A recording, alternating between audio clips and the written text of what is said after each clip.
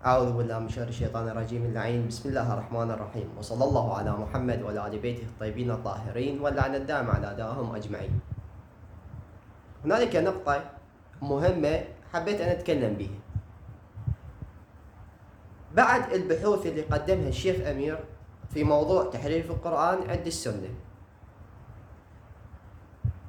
وبعد بحثي واطلاعي إلى مروياتهم الذي قالت بتحريف القرآن، الذي قالت بأنه عثمان جمع القرائن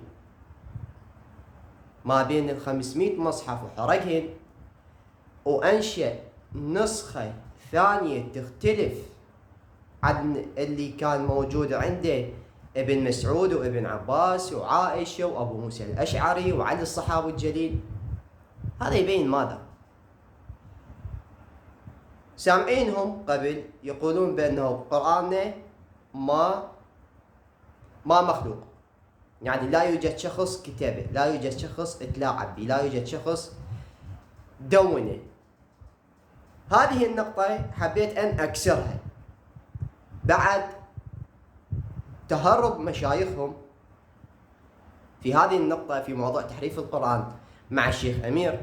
بعد ما هربوا بعد الاطلاع على المرويات يدل ماذا؟ يدل بأنه قرآنهم بعد الاطلاع على المرويات اللي الشيخ أمير قدمها واطلاعي أكثر وسمع ردودهم بأنه القرآن ما محرف وكيف محرف هذا يدل ماذا؟ يدل بأنه قرآنهم مخلوق. جديدة هاي، قرآنهم مخلوق، ليس بقرآن نبيهم ولا قرآن ربهم. لماذا؟ قرآنكم ما شرع نبيكم أن تأخذوا القرآن من عثمان. هذا تشريع بما يقول بأنه تشريع إلهي عن طريق نبيكم، شرع لكم أن تأخذوا القرآن من عثمان لأنه أمين ومعصوم بجمع القرآن ونشره للأمة. هاي النقطة أنتم ما عندكم تشريع من ربكم لنبيكم أن قال بأنه خذوا القرآن من عثمان. عندكم العكس، ستقول لا، قرآننا ما مخلوق وهو قرآن رب العزل. قرآنك ما مخلوق، صحيح، نعم، شرط إذا أنت أخذت قرآنك من ابن مسعود اللي ربك أمر نبيك ونص وشرع لك أن تأخذ القرآن من ابن مسعود وأبي بن كعب وسالم مولى أبي حذيفة وغيرهم. أنت ما عندك أي رواية قال بأنه قرآني هذا قرآن السنة مخلوق. ما عندك أي رواية قال بأنه هذا القرآن قرآن إلهي، هو قرآن مخلوق. ستقول كيف قرآن مخلوق؟ أقول لك استمع، الروايات إن وردت بأنه عثمان جمع 500 مصحف وحرقهن على مود ينشر المصحف مالته. بعد النشر اختلفوا الصحابة، ابن مسعود، ابن عباس، عائشة أمرت أن تكتب للكاتب إنشاء مصحف جديد. هاي الرواية كذلك صحيحة على شرط الشيخين كما صححها السيوطي، رجالها رجال البخاري ومسلم. أبو موسى الأشعري عنده آيات تختلف عن آيات عثمان. هؤلاء كلهم عن الصحابة الجليل حتى التابعين كانوا يقرون بآيات تختلف عن مصحف عثمان، كانوا يقرون وعندهم مصاحف تختلف عن مصحف عثمان اللي هو الآن موجود ببيتك. لماذا هذا الاختلاف؟ هذا الاختلاف وقع لأنه هم ما يؤمنون بشيء اسمه مصحف عثمان، ما يؤمنون، ماكو أي إيمان لمصحف عثمان، ضاربينه بالجزمة ضاربينه هو مصحفه لأنه اختلفوا. الاختلاف أين وقع؟ الاختلاف وقع بعد النشر، بعد ما نشر وجمع 500 مصحف وحرقهن، نشر قرآنه بحد السيف. هنا الاختلاف وقع، هنا الاختلاف في الصحيحين وقع. عائشة عندما أمرت الكاتب أن يكتب وينشئ مصحف جديد، هذا كان بعد نشر عثمان للمصحف. بعد الحوادث اللي وقعت بالصحيحين اللي طرحها الشيخ أمير بالبحوثات التفصيلية، قالت بأنه المرويات الاختلاف الذي وقع في مصحف عثمان هو بعد النشر، فالاختلاف وقع بعد النشر. صحابتك ما يؤمنون بشيء اسمه مصحف عثمان. لماذا؟ لأنه مخلوق، خلق عثمان. لديك الحق أن تقول لا، أنا قرآني ما مخلوق، هو قرآن إلهي. نعم، لديك الحق أن تقول بهذه النقطة، بشرط أن تقول بأنه هذا القرآن عندي تشريع أن أخذه عن ابن مسعود، مثل ما نص نبيك بالصحيحين قال خذوا القرآن من ابن مسعود وأبي بن كعب وسالم مولى أبي حذيفة ومعاذ بن جبل. نص عليك مو بواحد ولا باثنين، بأربعة، وبدأ بابن مسعود. حتى هنالك في الصحيحين قال بأنه نبيك قال ربك لنبيك خذوا بقراءة ابن مسعود، يعني ما نص فقط على جمعة من ابن مسعود، لا، نص على حتى على قراءة للمصحف. هل قرآنك مأخوذ من ابن مسعود؟ لا، قرآنك أخذت عن من؟ قرآنك أخذت عن عثمان. لديك الحق أن تقول بأنه قرآني إلهي ما مخلوق، لديك الحق أن تقول هذه الكلمة، لكن يجب أن نطبقها. لديك الحق أن تقول بأنه قرآني ما مخلوق. هل قرآنك مأخوذ من ابن مسعود اللي شرع نبيك أن تأخذ من يمه؟ لا. لماذا نبيك شرع أن تأخذ القرآن من ابن مسعود؟ لأن لديه عصمة بجمع القرآن بهذه النقطة، هو أمين، حتى لا نقول لديه عصمة، هو أمين، هو أمين بجمع للقرآن، هو وسالم مولى أبي حذيفة ومعاذ بن جبل وأبي بن كعب. أربعة ربك أمر نبيك أن تأخذ القرآن من أربعة. إن ذهبت إلى هذا الجانب ستضرب مصحف عثمان، وعثمان بأوسخ جزمة. إن ذهبت إلى هذا الجانب، لماذا؟ لأن ربك أمر نبيك أن تأخذ القرآن من أربعة، شرع لك، وهؤلاء الأربعة يضربون عثمان بالجزمة، يقول لك روح أنت وعلى قرآنك امشي. حتى التابعين اللي هو علقمة على ما أذكر في الصحيحين، هو وعكرمة اللي هو مولى ابن عباس، وابن عباس على رأسهم، وعلى الصحابة الجليل وأبو موسى الأشعري وابن مسعود، وعلى رأسهم عائشة، اختلفوا وما رادوا مصحف عثمان. لهذا السبب تفتح المرويات تجد بأنه كل شخص لديه آيات خاصة، لديه قراءة خاصة، لديه مصحف خاص. هذا يدل على ماذا؟ يدل بأنه عثمان ما عندك رواية عن نبيه قال خذوا القرآن من عثمان، ما عندك رواية، ما شرع لك. ما هو اللي نزل ربك آياته على نبيه، المفروض ربك يؤمر نبيه أن تأخذ القرآن من بعده من هذا الشخص، حتى ما يصير تلاعب، ما يصير تحريف، ما يصير زيادة ونقصان. لماذا؟ لأن هو شرع لك أن تأخذ القرآن من أربعة. أنت ضربت هؤلاء الأربعة وذهبت وأخذت قراءة عثمان وقرآن عثمان، ليس فقط قراءته، لا، أخذت قرآن عثمان.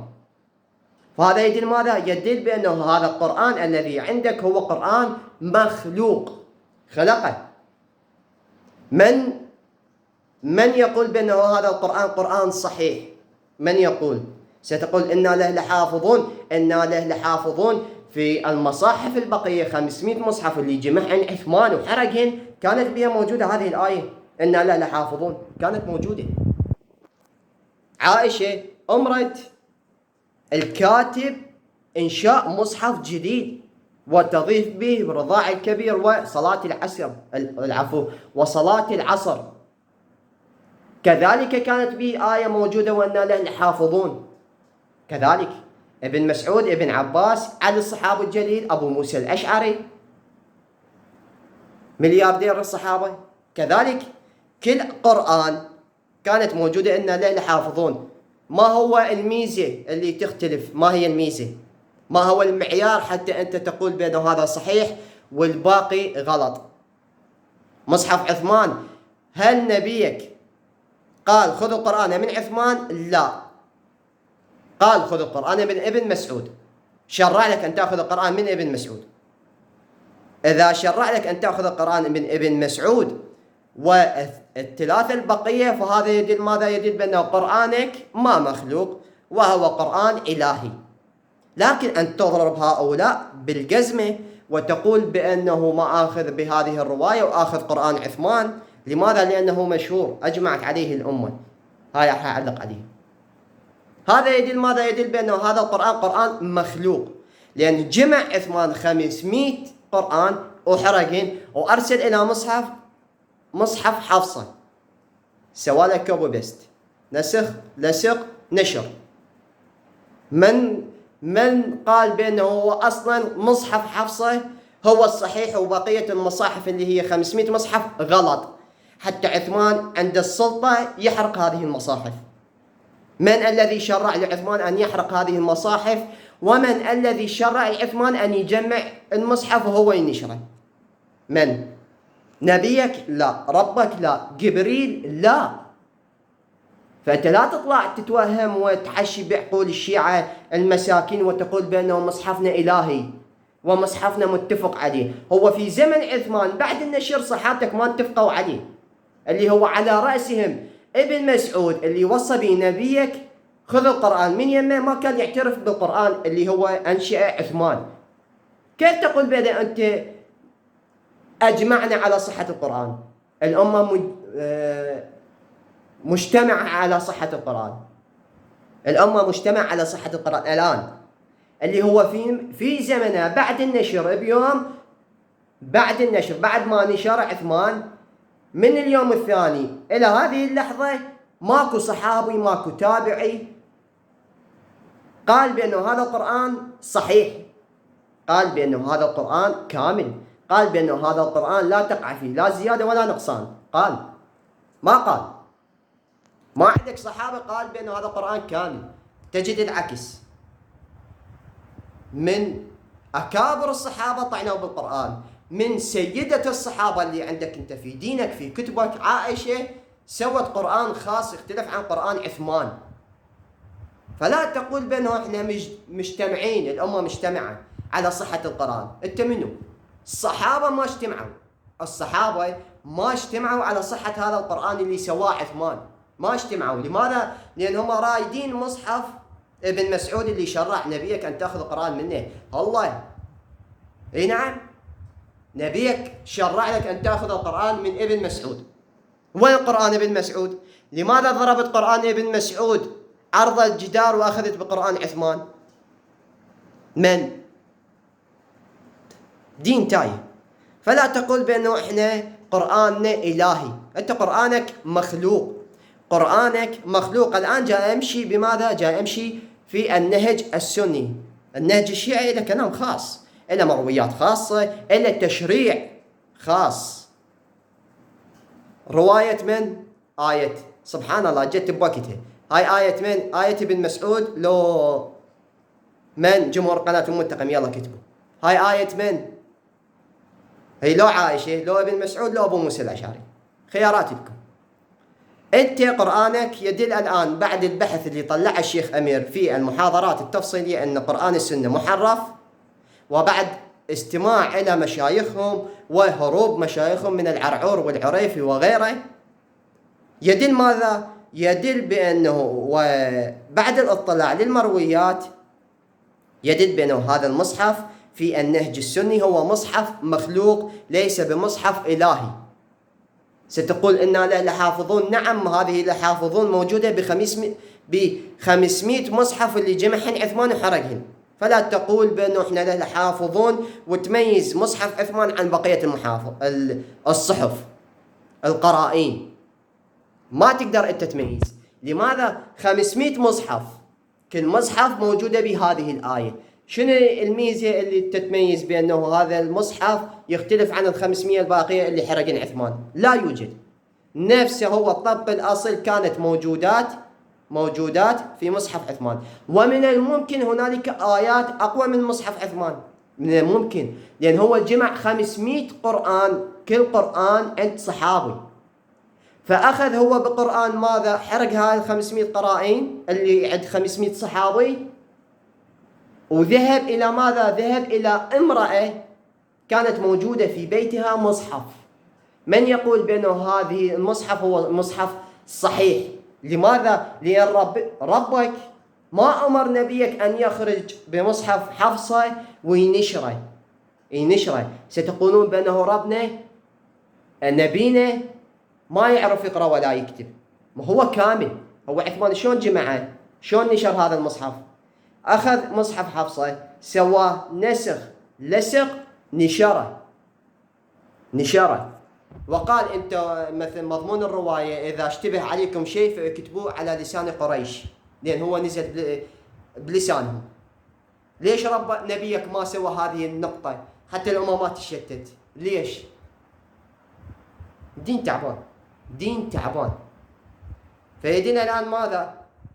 بعد البحث والاطلاع على المرويات يدل بأنه قرآنك يا سني قرآن مخلوق. فلا ظل تكيف وتقول بأنه قرآن إلهي. اثبت بأنه هذا القرآن قرآن إلهي بأمر ربك بتشريع نبيك أن تأخذ القرآن من ابن مسعود، مو قرآن عثمان اللي هو ماخوذ من حفصة اللي ضرب 500 صحابي وحرق 500 قرآن. هذا وصلى الله على محمد وعلى آل بيته الطيبين الطاهرين الخالقين الرازقين بأمر الله عز وجل.